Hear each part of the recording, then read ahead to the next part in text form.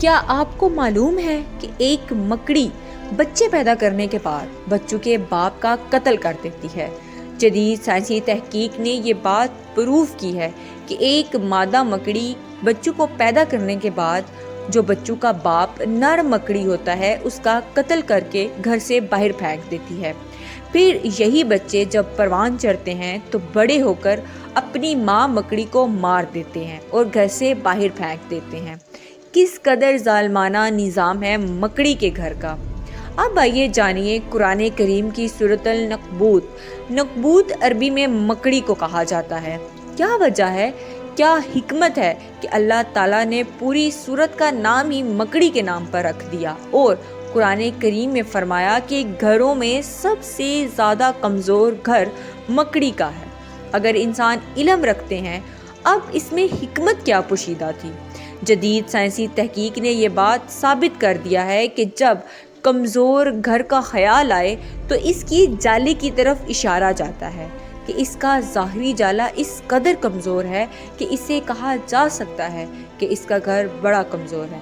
لیکن تحقیق کے بعد یہ راز کھلا کہ جو معنی طور پر اس کے گھر کے اندرونی معاملات تھے، جو اندرونی دشمن اور خانہ جنگی کی طرف اشارہ تھا، اس کے اندر کتنے راز پوشیدہ ہیں۔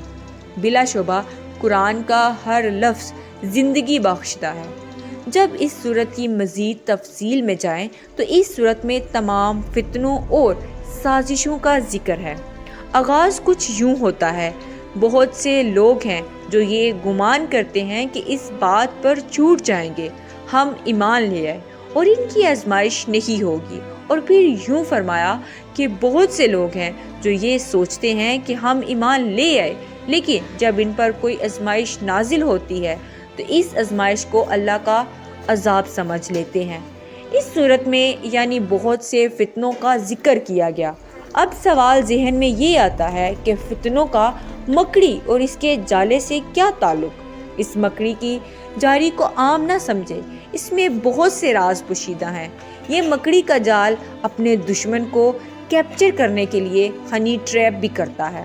اس جالے کا اشارہ زندگی میں ہمارے لیے بہت سی سازشوں اور فتنوں کی طرف اشارہ ہے کہ یہ زندگی اسی طرح الجھی ہے جس طرح ایک مکڑی کا جالا اور مکڑی کی اپنی زندگی، جس کے بارے میں آپ کو بتا چکی ہوں۔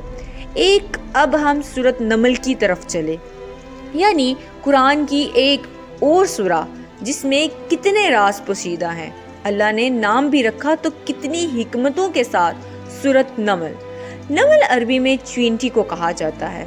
سورۃ نمل میں آتا ہے کہ جب حضرت سلیمان علیہ السلام اپنا لشکر لے کر نکلے تو ایک چینٹی دوسری چینٹی سے کہنے لگی کہ اپنے بلوں میں گھس جاؤ، حضرت سلیمان علیہ السلام کا لشکر آ رہا ہے، کہیں ایسا نہ ہو کہ تم رون دی جاؤ، یعنی مسل دی جاؤ۔ حضرت سلیمان علیہ السلام چونکہ زبانوں پر غبور رکھتے تھے، انہوں نے چینٹی کی آواز کو سن لیا اور اپنے لشکر کے رخ کو چینج کر دیا۔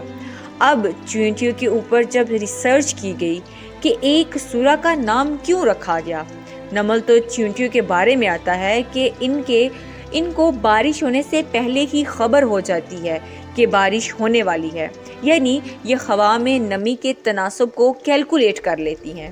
اور اس سسٹم سے کاپی کیا گیا ہمارا جو نظام ہے، جس کے تحت ہمیں بتایا جاتا ہے کہ بارش کی پروڈکشن کے بارش ہونے والی ہے۔ اس سسٹم کو ہائیڈرو فولی کہتے ہیں، جو چینٹی کے اندر موجود ہے۔ اور چینٹی جب راستے میں چلتے ہوئے آپ نے دیکھا ہوگا کہ ایک چینٹی دوسری چینٹی کے منہ کے ساتھ منہ جوڑ کر آگے گزر جاتی ہے، یعنی یہ بات بھی نہیں کرتی، اس کے منہ کے اندر سے ایک سلائیوا سا نکلتا ہے، ایک مواد نکلتا ہے جو دوسری چینٹی کے منہ پر یہ مل دیتی ہے۔ اس میں ایک کوڈ میسج ہوتا ہے، دوسری چینٹی اس میسج کو سمجھ جاتی ہے کہ وہ چینٹی کیا کہنے والی تھی۔ یعنی یہ قرآن کی جو سورہ ہے، اس میں اس قدر حکمتیں پوشیدہ ہیں کہ انسان کی عقل دنگ رہ جائے۔ اسی لیے حکم دیا گیا ہے کہ غور و فکر کیا کرو، غور و فکر کے ساتھ قرآن کو پڑھا کرو۔ لیکن ہمارے معاشرے میں ہمیں بچپن سے یہی بتایا گیا کہ قرآن کو پڑھنے سے ثواب ملتا ہے، ایک حرف کے بدلے میں 10 نیکیاں ملتی ہیں، اتنا پڑھیں گے تو اتنا ثواب ہوگا۔ علماء حضرات ہمیں یہ تو بتاتے ہیں کہ حضرت یوسف علیہ السلام بہت حسین تھے، لیکن یہ نہیں بتاتے کہ وہ کون سی معاشی پالیسی تھی کہ 7 سال مصر کو قحط کا سامنا تھا، لیکن ایک بھی بچہ بھوک سے نہیں مرا۔ ہمیں یہ تو بتایا جاتا ہے کہ حضرت سلیمان علیہ السلام کو اتنی دسترس تھی، لیکن جنات بھی ان کی کتابیں تھے، لیکن یہ نہیں بتایا جاتا کہ آپ کا مالک فلسطین جو کہ ایک انڈسٹری اکنامی تھی اور ملکہ بلقیس کا ملک یمن ایک زرعی اکنامی تھی۔